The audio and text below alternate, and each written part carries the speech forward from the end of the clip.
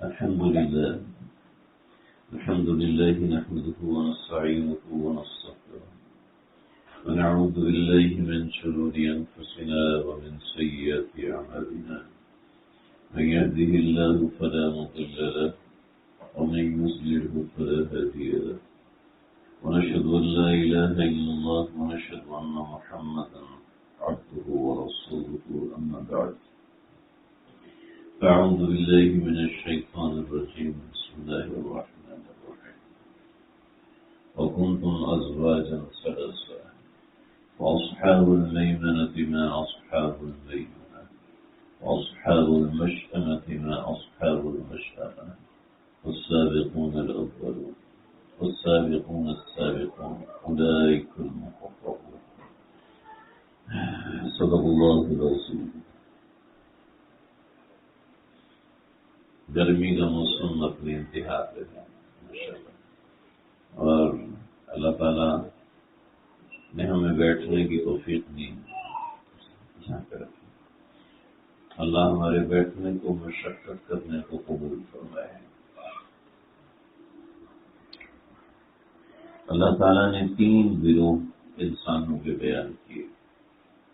وَكُنْتُمْ أَزْوَاجًا ثَلَاثًا، ہمارے 3 گروہ ہیں. اب ہم کون سے گروہ میں شامل ہوتے ہیں کہ اللہ نے ہمارے اختیار میں دیا. اصحاب الیمین ما اصحاب الیمین فی سدر مخضود وطلح منضود وظل ممدود وماء مسكوب وفاكهة كثيرة لا مقطوعة ولا ممنوعة وفرش مرفوعة إنا أنشأناهن إنشاء فجعلناهن أبكارا عربا أترابا لأصحاب اليمين. شوف، دائیں ہاتھ والے کس کے دائیں ہاتھ والے؟ اپنے دائیں ہاتھ والے. اللہ تو جہاد سے پاک ہے. اللہ کی ذات کی کوئی جہت نہیں کہ وہ ادھر ہے ادھر ہے یہاں ہے وہاں.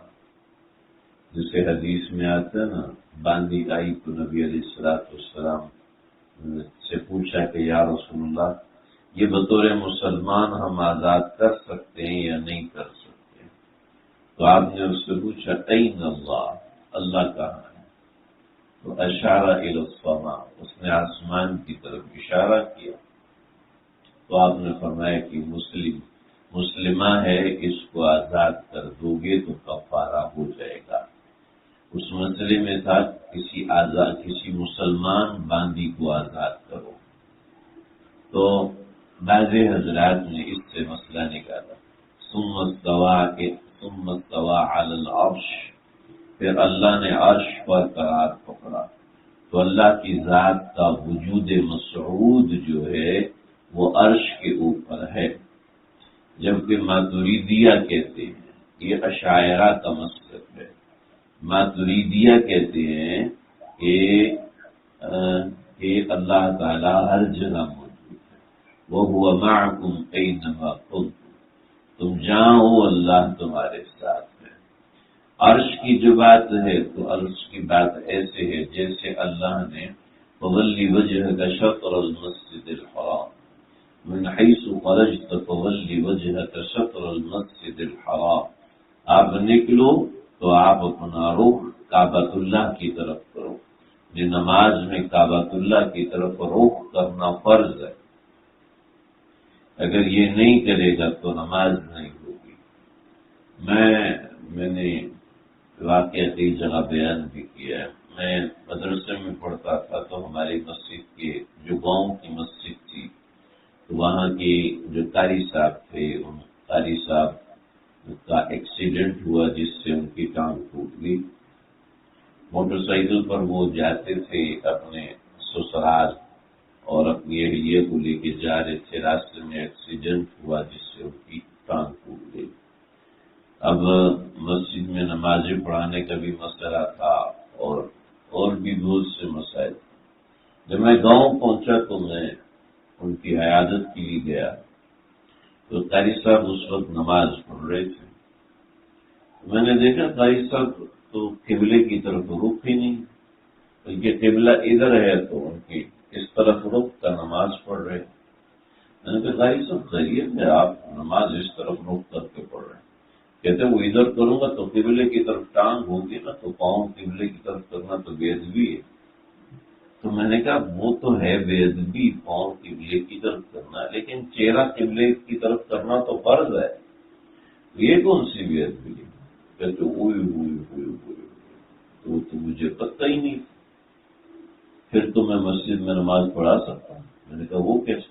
کہتے وہ میں بیٹھوں گا تو ٹانگ سیدھی کر کے سجدہ کر لوں گا۔ میں نے کہا پڑھاؤ گئی، اس میں کون سی مسئلے والی بات؟ تو میں نے کہا فولی وجہک شطر المسجد الحرام، قبلہ روح جو ہے کیا کر رہے ہیں آپ؟ ادھر ہوں اپنے ادھر اور ادھر کر اس طرف کرو، گرمی سے برا حال ہو رہا۔ تو وہ ایک مرتبہ ٹرین میں جا رہے تھے تو ایک صاحب برتھ پہ نماز پڑھ رہے تھے، تو بھائی کو کہتا ہے کہ میری برتھ پہ نماز ہو جاتی ہے، تو یہاں مجبوری ہے کہ قبلے کی طرف رخ نہیں کر سکتے۔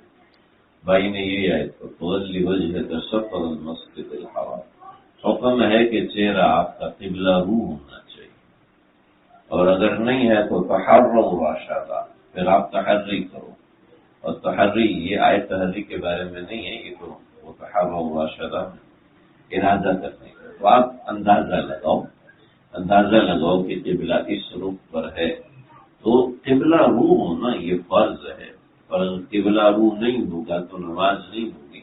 ہاں باقی پتہ نہیں ہے تو پھر تحری کرے، کوئی پتہ کرنے کا ذریعہ بھی نہیں ہے تو تحری کرے۔ دیکھیے تو فرض، واجب، سنت موقدہ ان نمازوں کے لیے ضروری ہے۔ یہ کیا چیز ہے جی؟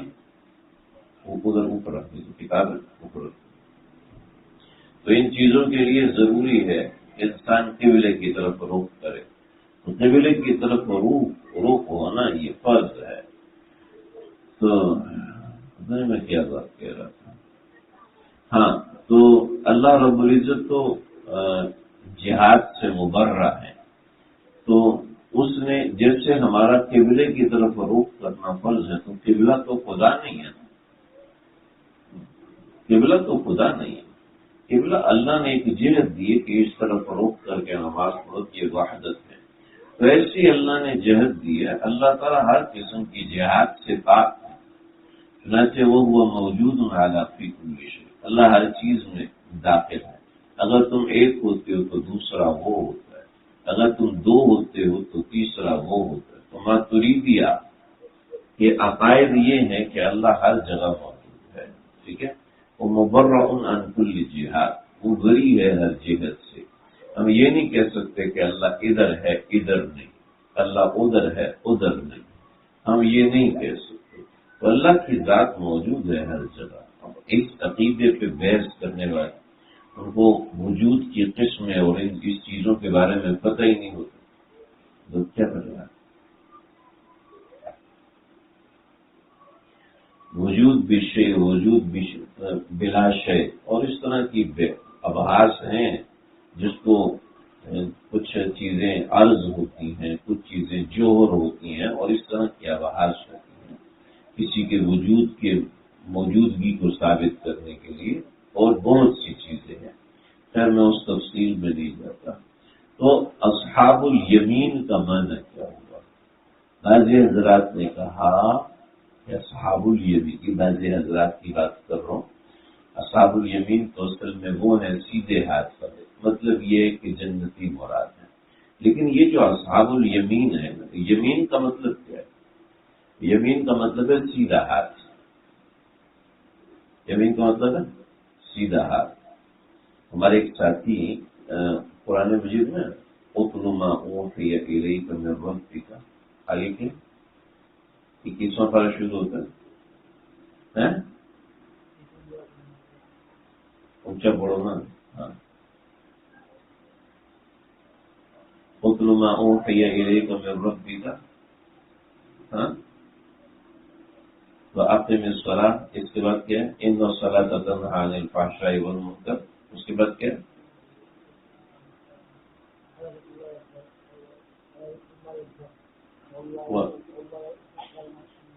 ہاں اس کے بعد پھر قرآن میں کیا بولا تو خود یمینی کا عز اللہ بل مبتل، اسی میں ہے نا 21 میں، اس سے تھوڑا سا آ گیا بولا تو خود یمینی. اس کا مطلب یہ ہے کہ آپ صلی اللہ علیہ وسلم اپنے ہاتھ سے لکھ نہیں سکتے، ٹھیک ہے، آپ کو اپنے ہاتھ سے لکھنا نہیں آتا. وجہ اس کی یہ ہے کہ صلح حدیبیہ 6 ہجری صلح حدیبیہ آپ علیہ الصلوۃ والسلام گئے ہیں، اور حدیبیہ کے مقام شمیسی آج وہ جگہ ہے، وہاں پہ آپ علیہ الصلوۃ والسلام رکے ہیں، اور رک کے آپ صلی اللہ علیہ وسلم جس نے سہیل ابن عمر آئے اور پھر اس نے معاہدہ لکھا. اس میں لکھا تھا کہ یہ معاہدہ محمد رسول اللہ صلی اللہ علیہ وسلم، محمد رسول اللہ اور قریش مکہ.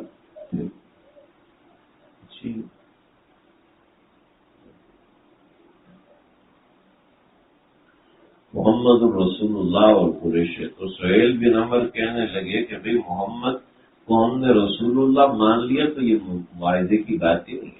یہاں پہ لکھو محمد بن عبد اللہ، یہاں پہ لکھو محمد بن عبد اللہ، محمد بن عبد اللہ لکھو. محمد رسول اللہ پہ تو سارا جھگڑا ہے، سارا مسئلہ ہے. تو آپ نے فرمایا حضرت علی سے، علی محمد سے آگے رسول اللہ کو کاٹ دو، بن عبداللہ لکھ دو. تو حضرت علی کہنے لگے نہیں یا رسول، آپ کے نام کے ساتھ رسول اللہ لکھاؤ، میں نہیں کاٹتا، میں نہیں کرتا. تو اس لیے چشتیہ کہتے ہیں الامر فوق الادب، نقش بندیہ کے ہاں ہے، چشتیہ کے ہیں الامر فوق الادب، الادب فوق الامر. چشتیہ کہتے ہیں نہیں، الامر فوق الادب، جو حکم ہے وہ ادب سے بڑا ہے. اب شیخ حکم کر رہے چاہے کچھ بھی ہے، میں نے تو ادب کرنا ہے. اللہ کے نبی نے حکم دیا نا حضرت علی کو نام کاٹو، حضرت علی کہنے لگے نہ بابا میں تو نہیں کاٹوں. ٹھیک، تو حضرت علی سے چشتیہ نکلا ہے. چشتی تو کہتے ہیں الادب فوق الامر. اور نقش بندی حضرت ابو بکر صدیق نکلنے لگے، تلوار نکالی، شن سیفک، ابو بکر اپنی تلوار واپس نیام میں ڈال، بلا ترجعن بالفراق کا یا ابا بکر، ابو بکر ہمیں اپنے فراق سے محزون مت کر. حضرت ابو بکر نے تلوار ڈالی. تو ادب تو یہ تھا کہ تلوار نکال کے دشمن کا مقابلہ کرتے، لیکن امر کے اوپر فیصلہ کیا. تو خیر، لیکن تمام حضرات یہی کہتے ہیں کہ اب یہ ہونا چاہیے الامر فوق الادب. تو حضرت علی رضی اللہ عنہ کہنے لگے نہ بھائی میں نہیں مٹاتا. تو آپ نے فرمایا اچھا کہاں لکھا ہوا ہے؟ اب ایک لائن لکھی تھی، اس ایک لائن میں رسول اللہ صلی اللہ علیہ وسلم کو نہیں معلوم کہ رسول اللہ کہاں لکھا ہے. ٹھیک ہے، اب خود سوچیں کہ آپ علیہ الصلوۃ والسلام یہ معاملہ. تو حضرت علی نے کہا کہ اس نے یہ لکھا ہے. آپ نے اس کے اوپر انگوٹھا رکھا اور اس کو یوں مٹا دیا اور کہا اس کے آگے لکھو بن عبد اللہ، بن عبد اللہ. تو یہ لکھا. تو نبی علیہ الصلوۃ والسلام کو تو پڑھنا لکھنا نہیں آتا تھا. تو ہمارے ایک ساتھی تو خیر وہ شاید واقعہ آپ کو سمجھ میں نہ آئے. میں بتا رہا تھا اصحاب الیمین. بعض حضرات نے کہا اصحاب الیمین کا مطلب یہ ہے کہ اہل ایمان آداب کا دھیان رکھتے ہیں، اہل ایمان آداب کا دھیان رکھتے ہیں. الٹے ہاتھ سے بائیں ہاتھ سے کھانا یہ اہل ایمان کا شیوا نہیں. اہل ایمان دائیں ہاتھ سے کھاتے ہیں. سیدنا عائشہ صدیقہ رضی اللہ تعالیٰ عنہا کا فرمان کہ اللہ کے نبی کا بایاں ہاتھ تو صرف بول و براز اور صفائی اور طہارت کے لیے ہوتا تھا، ورنہ ہر اچھے کام کے لیے سیدھا ہاتھ استعمال ہوتا تھا. تو سیدھے ہاتھ کی بڑی اہمیت ہے. نبی علیہ الصلوۃ والسلام کا فرمان، آپ صلی اللہ علیہ وسلم نے سیدھے ہاتھ، جو صف میں سیدھے ہاتھ پہ کھڑے ہوتے ہیں پہلا سلام ان کی طرف جاتا تھا، السلام علیکم ورحمۃ اللہ. جو سیدھے ہاتھ پہ بیٹھے ہیں پہلا سلام ان کے لیے، جو الٹے ہاتھ پہ بیٹھے ہیں دوسرا سلام ان کے لیے. پہلی سلامتی سیدھے ہاتھ پر ان کے لیے ہے. اور صف میں افضلیت بھی یہ ہے کہ امام کی کہ پیچھے سے صف شروع ہو تو پہلا بندہ دائیں کھڑا ہو، دوسرا بائیں کھڑا ہو، پھر پہلا بندہ دائیں کھڑا ہو، دوسرا بائیں، پھر پہلا دائیں دوسرا بائیں، پہلا دائیں دوسرا بائیں، اس طریقے سے صف بندی ہوتی ہے۔ نبی علیہ الصلوۃ والسلام موجود ہیں اور حضرت ابوبکر صدیق رضی اللہ عنہ الٹے ہاتھ پہ بیٹھے ہوئے ہیں، اور سیدھے ہاتھ پہ مجھے یاد نہیں پڑتا کہ کون سے صحابی، چھوٹے صحابی تھے، غالباً حضرت انس بن مالک یا کوئی اور صحابی، تو یہ بیٹھے ہوئے ہیں اور سیدھے ہاتھ پہ حضرت ابوبکر صدیق، غالباً ایک روایت میں حضرت ابوبکر صدیق، ایک روایت میں حضرت خالد ابن ولید۔ حضرت خالد ابن ولید بڑے مجاہد صحابی تھے، صحابہ میں بڑا مقام تھا، تو آپ کا جی چاہا کہ میں حضرت ابوبکر کو دوں، آپ کے پاس دودھ آیا، آپ نے اس میں سے نوش فرمایا یا بغیر نوش فرمایا آپ نے دینا چاہا، تو ان سے پوچھا کہ بتاؤ کہ جو پہلا حق تمہارا ہے، دائیں ہاتھ پہلا حق تمہارا ہے، لہذا اگر تم اجازت دو تو میں ان کو دے دوں۔ تو کہنے لگے یا رسول اللہ، بات اتنی سی ہے کہ دنیا کی کوئی بھی چیز ہوتی میں ابوبکر کو ترجیح دیتا، لیکن یہ بات ہے آپ کے جھوٹے کی کہ آپ کے لب اس دودھ کو لگ چکے، اور اس کے بعد حق میرا بنتا ہے، تو اب یہ حق تو میں اپنی ماں کو بھی نہ دوں، میں اپنے باپ کو بھی نہ دوں، کہ رسول اکرم صلی اللہ علیہ وسلم کا جھوٹا ہے، آپ صلی اللہ علیہ وسلم کے لب مبارک سے لگا ہوا ہے، لہذا یہ میرا حق ہے، میں نہیں دوں گا۔ چنانچہ انہوں نے لیا اور اس کو استعمال کیا۔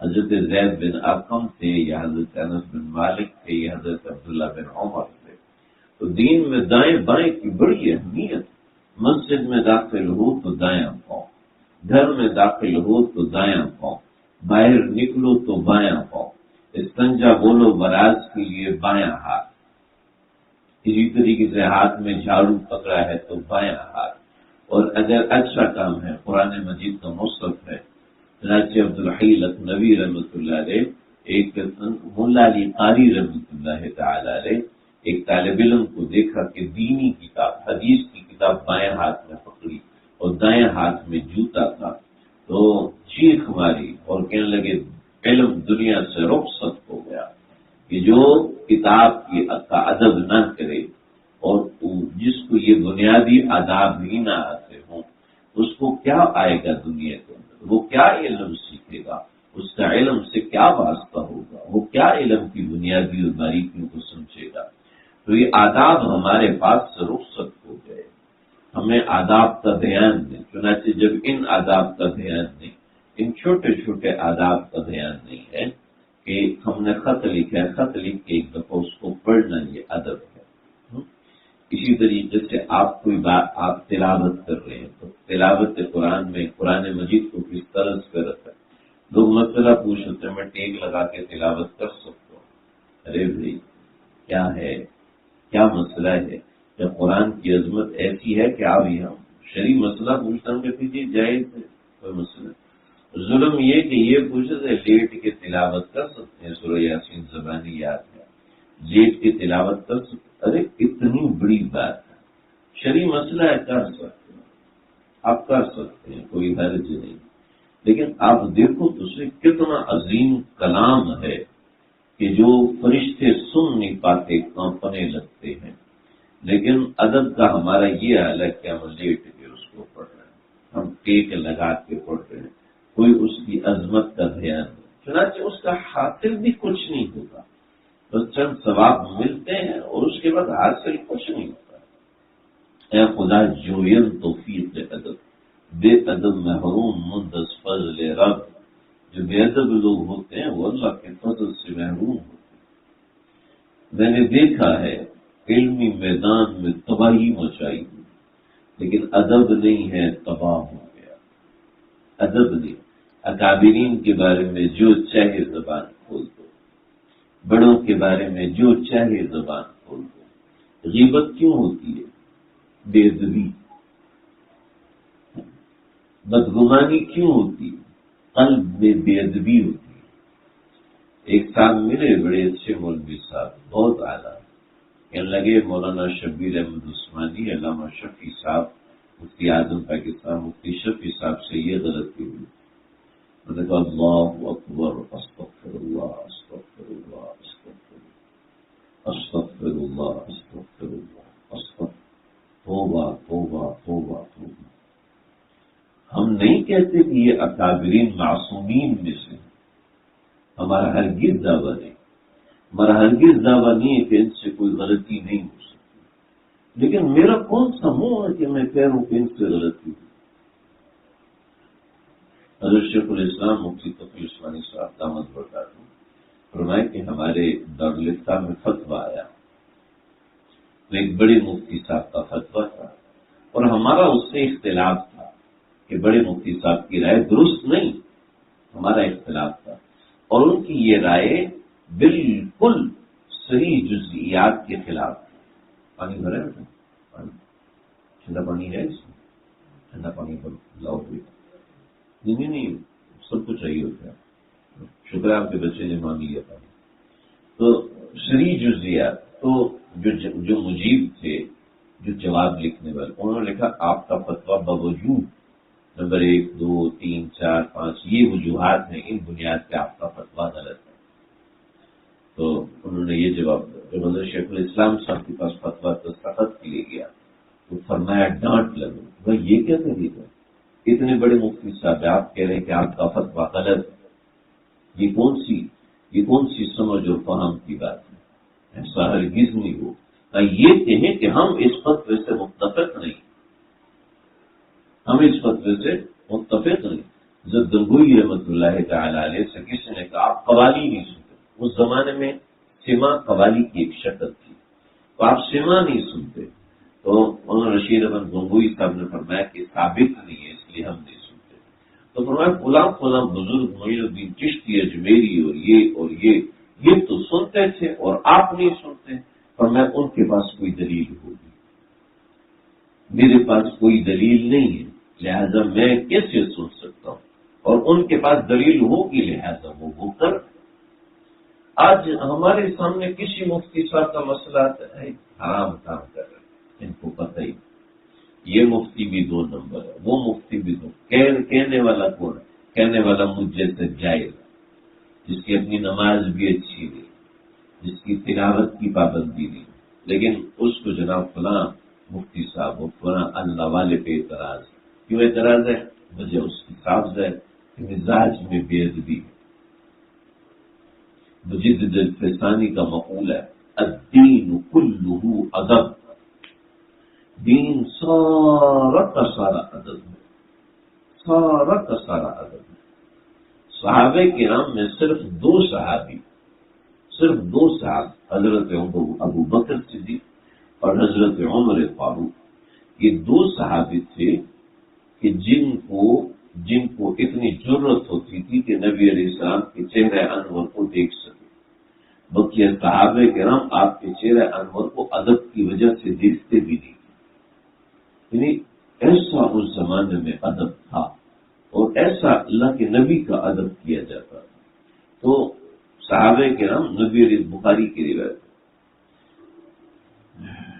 صحابہ کرام کے سامنے آپ صلی اللہ علیہ وسلم نے ظہر کی نماز یا عصر کی نماز، روایات میں اختلاف ہے، ظہر کی نماز یا عصر کی نماز میں 5 رکعتیں نماز پڑھا دی. تو نبی علیہ الصلوۃ والسلام کو کون کہے؟ اس میں ضرورت ہی نہیں اللہ کے نبی کو.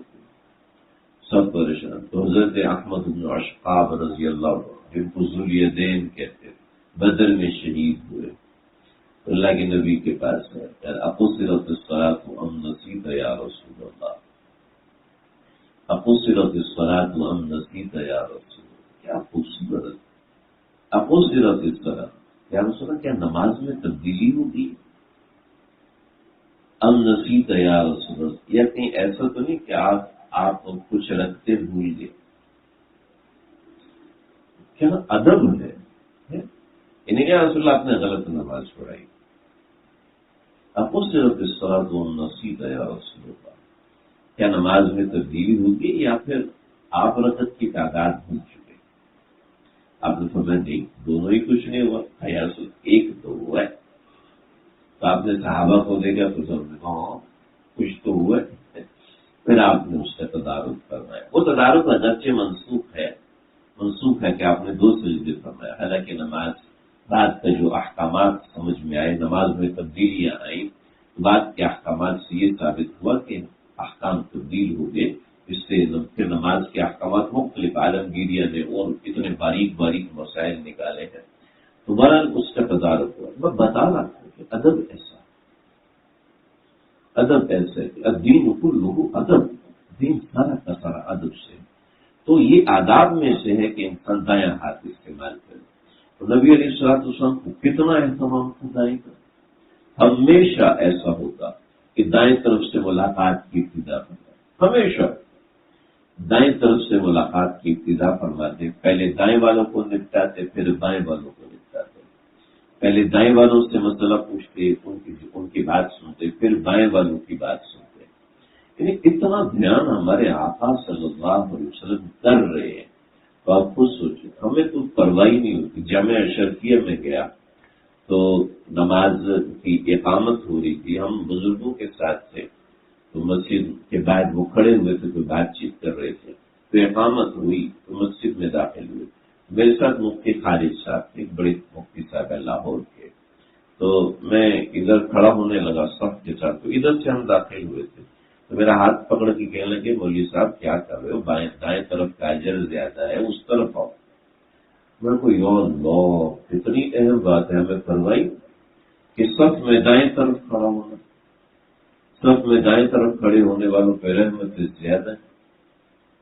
صف میں دائیں ہاتھ، تو دائیں ہاتھ یعنی ہر کام دائیں ہاتھ سے شروع کیا جائے، ہر کام دائیں ہاتھ سے ابتدا کی جائے، اور جو برے کام، جو صفائی ستھرائی ہے، اس نوعیت کے کام، ان کا لحاظ بائیں ہاتھ سے کیا جائے۔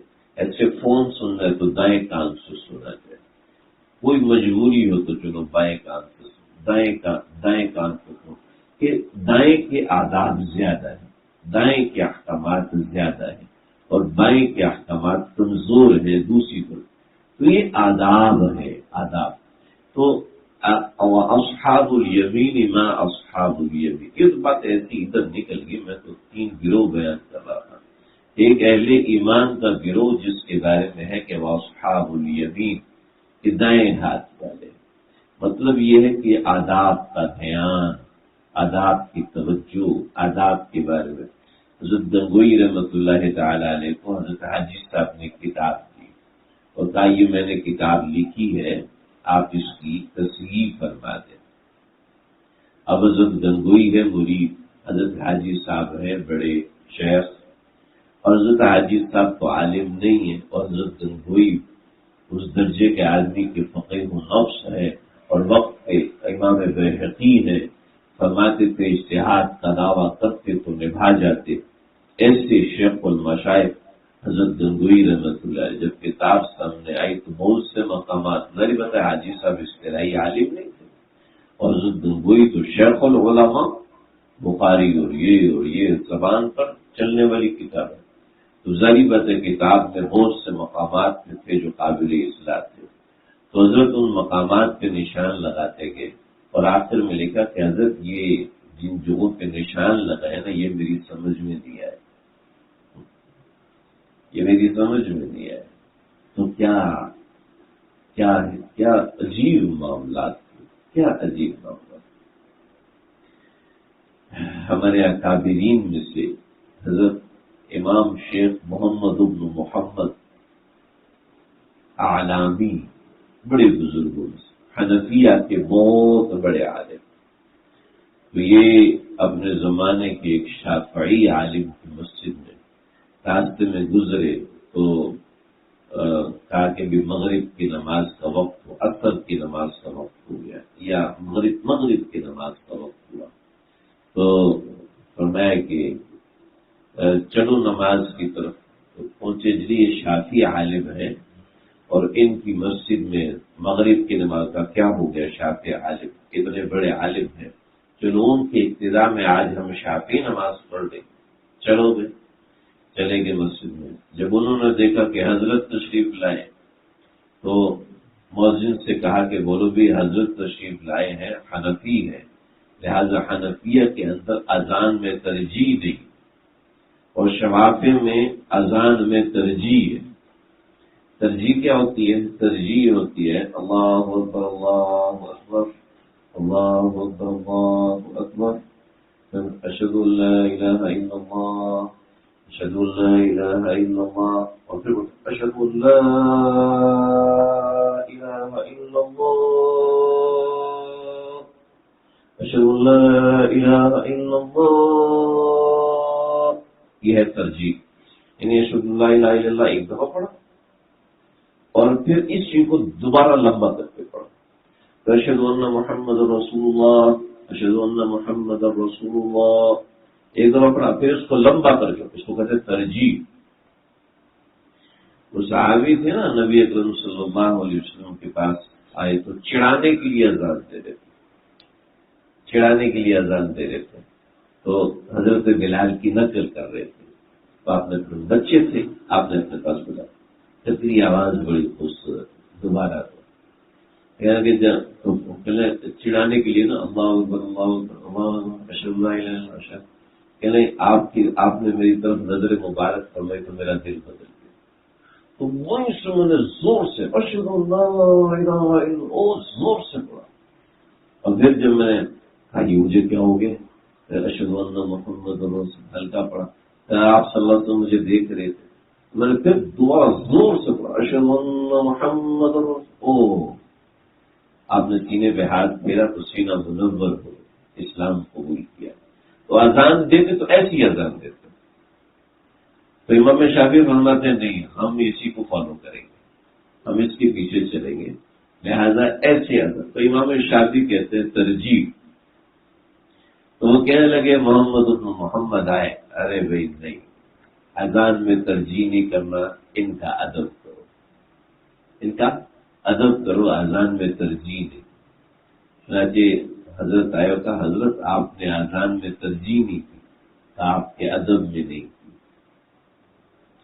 تو پھر کہا کہ حضرت مغرب کا وقت ہے، آپ نماز پڑھائیں، کہا چلو ٹھیک ہے، آپ نے میرے ادب میں مجھے آگے کھڑا کیا، چنانچہ اپنے سارے شاگردوں سے کہا ہاں بھائی سب کے سب نماز پڑھیں گے شافعی طریقے سے، کہ رکوع سے جاتے وقت رفع الیدین کریں گے، رکوع سے اٹھتے وقت رفع الیدین کریں گے، آمین بالجہر پڑھیں گے جیسے امام شافعی کیا کرتے تھے، تو جیسے انہوں نے تمہارا ادب کیا تمہیں بھی ان کا ادب کرنا۔ اس لیے اختلافات تو فضیلت ہے جزوی کے حوالے سے، کہ جزوی طور پر فضیلت ہے، مچھر اڑتا ہے اور آپ نہیں اڑتے تو میں کہوں گا مچھر حمزہ بھائی سے افضل ہے، بھینس دودھ دیتی ہے، آصف بھائی تو دودھ نہیں دیتے، تو آصف بھائی سے بھینس افضل ہوگی۔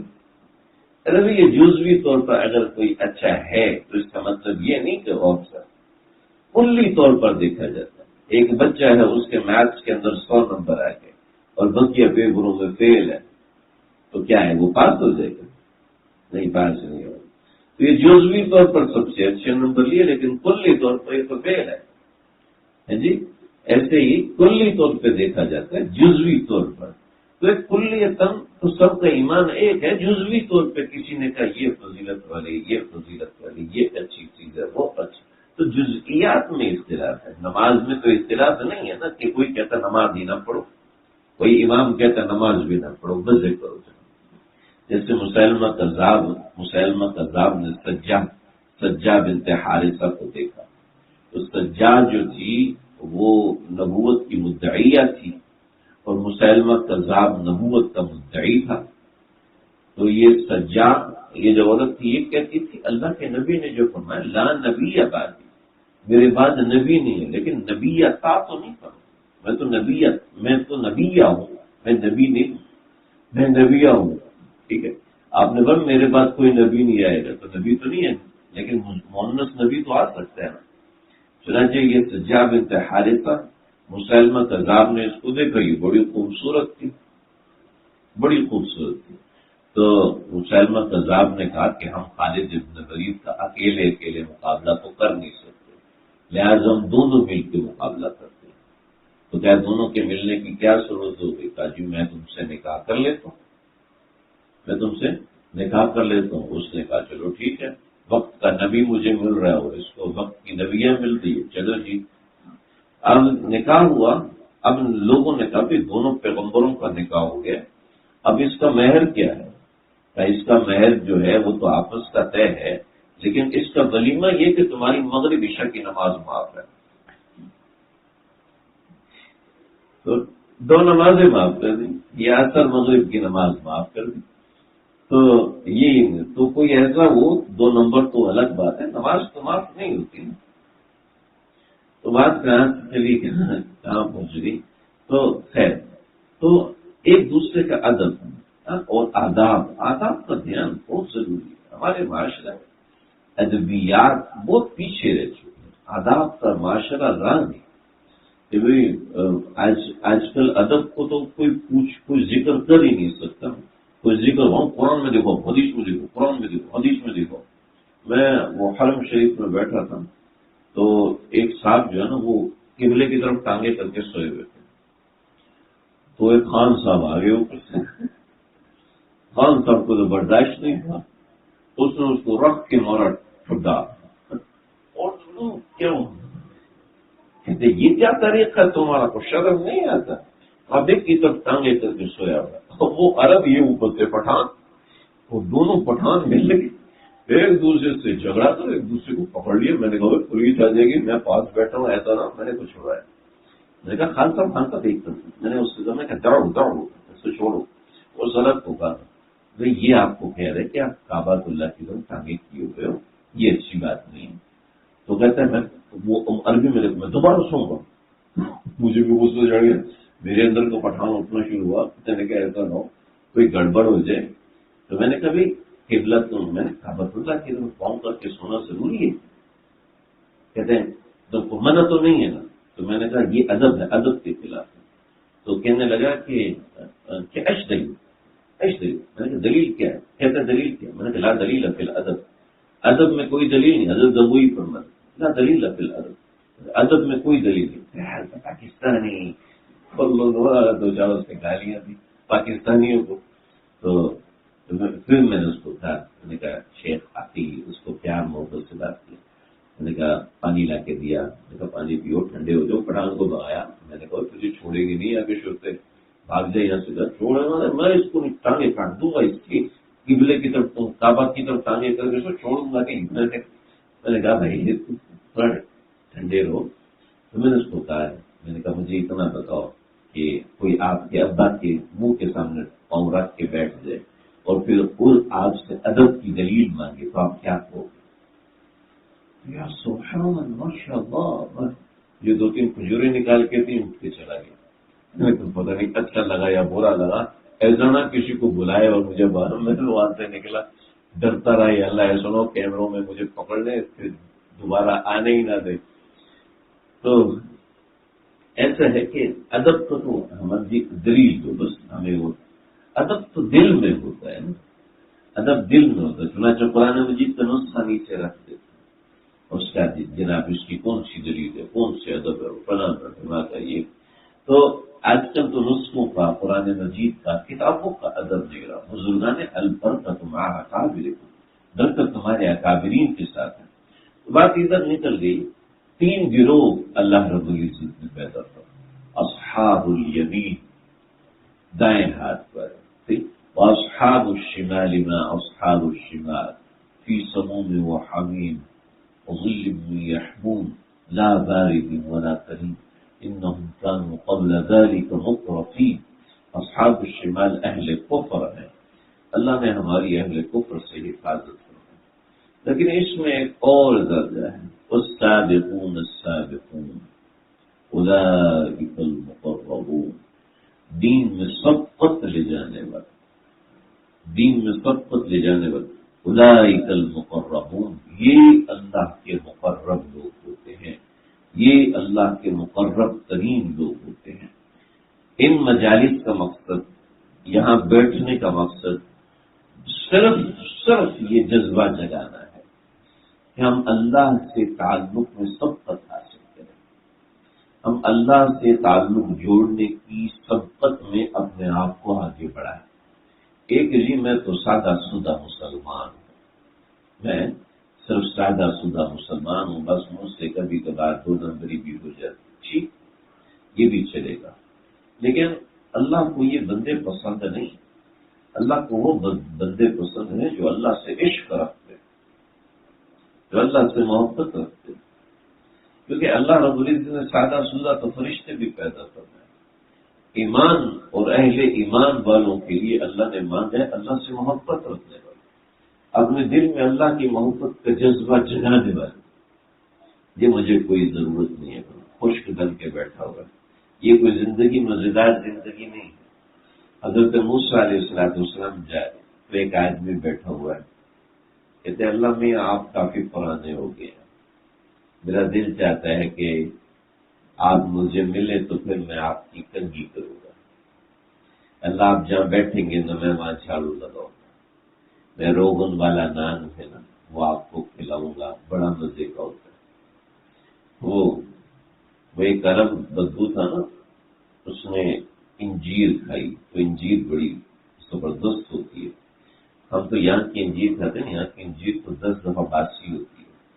میں نے اس دفعہ وہ ایک ہمارے عرب ساتھی وہ انجیر لے کر آئے، ہوئی کیلا جیسے نرم ہوتا ہے ایسے نرم انجیر، اور کمال، تو انجیر کھائی اس نے تو انجیر بڑی میٹھی، اور جو زیتون ہمارے پاس آتا نا یہ میٹھا ہوتا ہے، ٹھیک، اصل زیتون دودھ کڑوا ہوتا ہے، انسان کھا نہیں سکتا، جو اصل زیتون ہوتا ہے پاکستان میں جو مل رہا ہوتا ہے نا ڈبوں کے وہ میٹھے والا زیتون، وہ ایسا کڑوا ہوتا ہے، ہمارا کڑوا جو سرسوں کا تیل ہوتا ہے نا وہ بھی اس کے سامنے کچھ نہیں، وہ ایسا کڑوا ہوتا ہے۔ تو اس نے ایک انجیر کھائی کہتے بڑی مزیدار، وہ جب اس نے زیتون کھایا تو بڑا کڑوا، تو قرآن میں نا وہ تین زیتون، قسم ہے تین کی، قسم ہے زیتون کی، جب اس نے انجیر کھائی، 3 انجیر کھائی نا بڑا مزہ آیا، جب زیتون کھایا تو کہتا ہے لگتا ہے اللہ نے بغیر چکھے قسم کھائی، چب تو لیتا کہ کیا خطرناک چیز ہے، منہ کڑوا زہر ہو گیا۔ تو ایسے ہوتے تھے عرب، تو وہ سادہ آدمی وہ کہہ رہے اللہ جی آپ مجھے ملے تو میں یہ کروں، آپ مجھے ملے تو میں وہ کروں، آپ مجھے ملے۔ بعض بدو اور بعض اعرابی وہ ایسی پتے کی بات کر جاتے ہیں، ایسے کام کی بات کر جاتے ہیں تو اللہ اکبر۔ نبی علیہ الصلوٰۃ والسلام کے پاس ایک صحابی ایک بدو آیا، اسلام قبول کیا۔ اسلام قبول کیا کرنا تھا اس نے، یہ بڑا مشہور واقعہ ہے لیکن پورا عام طور پر کہیں نہیں سنایا جاتا، کہ ایک صحابی آئے اور ایک بدو آیا اور مسجد نبوی میں کھڑا ہوا، آپ صلی اللہ علیہ وسلم سے سوال کیا، تو آپ صلی اللہ علیہ وسلم نے اس کو سوال کا جواب دیا، پھر اس نے آپ صلی اللہ علیہ وسلم کو دعا دی، کیا دعا دی؟ اللہ مجھے اور آپ کو جنت میں بھیجے، آپ کے علاوہ بھلے سے کسی کو نہ بھیجے،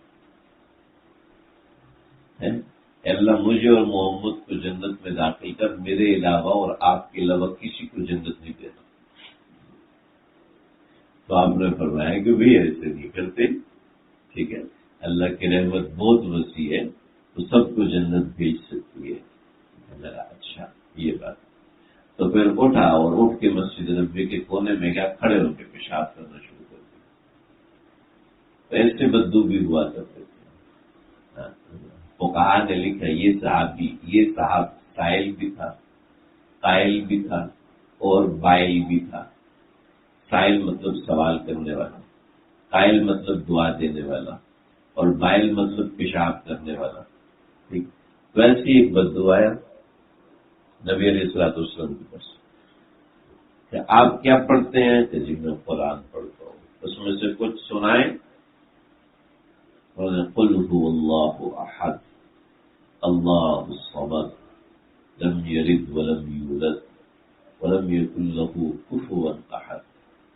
تو کہنے لگا ہاں یہی اخلاص ہے، یہی اخلاص ہے۔ اب آپ دیکھیں سورہ اخلاص کیا ہے، قل هو اللہ احد، کہو اللہ بالکل اکیلا ہے، لیس کمثلہ شیء، احد کا ترجمہ، اس کی طرح کی کوئی چیز ہو نہیں سکتی، اس کی طرح کی صفت کسی کے پاس ہو نہیں سکتی۔ اللہ الصمد، اللہ بے نیاز، لم یلد، اس نے کسی کو جنم، ولم یولد، نہ اس کی کوئی اولاد، ولم یکن لہ کفوا احد، کوئی اس کا کفو نہیں، کوئی اس کی برابری کا نہیں۔ ٹھیک ہے، تو اب اس کی تفصیل ہو تو کہنے لگا ہاں یہ ہوا اخلاص۔ آپ اتنا خوش ہوئے، یہ میں سمجھاؤں گا تب، آپ اتنا خوش ہوئے، اتنا خوش ہوئے کہ آپ نے فرمایا کہ کوئی ہے جو اس کو انعام دے۔ حضرت عبد الرحمن ابن عوف اٹھے اور کہا یا رسول اللہ میں اپنی اونٹنی پیش کرتا ہوں۔ اتنی بہترین تفصیل اس نے سنائی، لمبی بات ہے، وہ ہو سکتا ہے سمجھ میں بھی نہ آئے، تو اس لیے میں اس طرف نہیں جا رہا۔ تو آپ نے اونٹنی پیش کی تو وحی نازل ہوئی، عبد الرحمن بن عوف کو بتا دو کہ اس کی ایک اونٹنی کے عوض ہم نے 81 اونٹنیاں جنت میں اس کے لیے رکھ دی۔ نعم الہ الہ محمد، محمد کا خدا تو بہت بڑا ہے، ایک کے عوض 80 81 دے دو، واہ بے یہ تو کمال ہو گیا۔ تو دیگر صحابہ اٹھے کہ یا رسول اللہ ہمیں بھی اجازت ہے، کیا ہمارے لیے بھی وہی اجر جو عبد الرحمن بن عوف کے لیے؟ تمہارے لیے بھی وہی اجر، اور پورا ریوڑ لے کے مدینے سے نکلا، اونٹوں کا ریوڑ، کیا ہوا؟ تو ایسے دیہاتی آتے اور کیا بات کر کے چلے جاتے ہیں۔ ہاں مسجد نبوی، اللہ تعالیٰ آپ کو بھی لے جائے، مجھے بھی لے جائے، ہم سب کو لے کے جائیں۔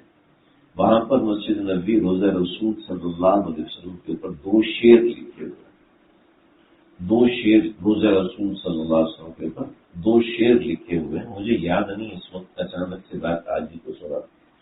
وہ شعر بھی ایک بدو کے کہے ہوئے اشعار تھے، اور بدو نے وہ اشعار کہے، اور وہ یعنی ایک اعرابی نے اشعار کہے۔ چنانچہ کوئی آدمی اپنی دیہاتی ہونے کی وجہ سے، کوئی آدمی دور دراز رہنے کی وجہ سے کم نہیں ہوتا، ایسا نہیں ہے کہ اس کا مرتبہ مقام گر جاتا ہے۔ ادب ایک ایسی چیز ہے جو کہ انسان کو کہاں سے کہاں پہنچاتی ہے۔ حضرت موسیٰ نے ڈانٹا، یہ کیا کہہ رہے؟ کیا اللہ کے بال ہیں جو تو اس میں کنگھی کرے گا؟ کیا اللہ کا جسم ہے جو تو اس کو جھاڑو لگا کے بٹھائے گا؟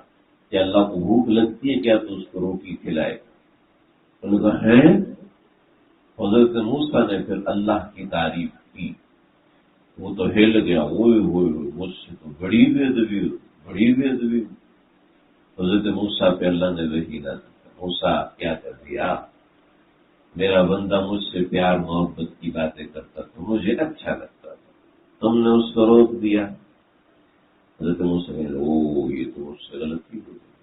دوبارہ اس کے پاس آئے، کہا میاں تیری یہ باتیں اللہ کو اچھی لگتی، دوبارہ کرو۔ تو اب کیسے کرو؟ اب تو پتہ چل گیا، پہلے تو لاڈ کرتا تھا نا کہ میرا اللہ ایسے، میرا اللہ ایسے، میں تجھے کنگھی کروں گا، تیرے کپڑے دھوؤں گا، تجھے جھاڑو لگا کے بٹھاؤں گا، روغنی نان کھلاؤں گا۔ اب کیسے کر سکتا ہوں؟ اب تو پتہ چل گیا وہ مبرہ ہے جسم سے اور جہاد سے۔